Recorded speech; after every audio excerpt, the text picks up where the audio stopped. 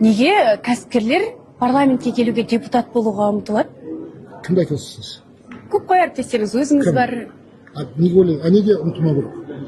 Жоқ, Неге ұмтылмау керек? Неге басқалар ұмтылу керек? Неге мемлекеттік қызметкерлер ұмтылу керек? Неге кәсіпкер сізде де өтіп білесіз? жоқ, сізден сұрап тұрмын. Неге сіз депутат болғыңыз келді? Қарсы сұрақ қойып отырмын. Неге ол кәсіпкерлер адам Мен кәсіпкер емеспін ғой, депутат емеспін ғой. Сіз кәсіпкерсіз, депутат соттан сұрап тұрмын. Мен сізге сұрап отырмын. Неге журналистер? Сіз журналистсіз? Иә, журналистер жетеді, 7-8 Неге журналист бар. ұмтылады? Неге кәсіпкерлер Неге көп? журналистер ұмтылады? Жоқ, сіздің біз журналистер Мен мысалы. сізге сұрақ қойып Иә. отырмын. Неге сіз бөлесіз?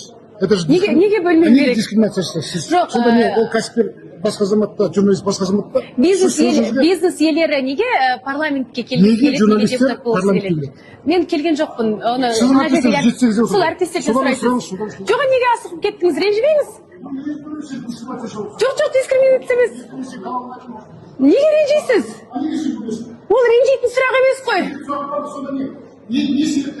Жоқ, ренжитін сұрақ емес қой.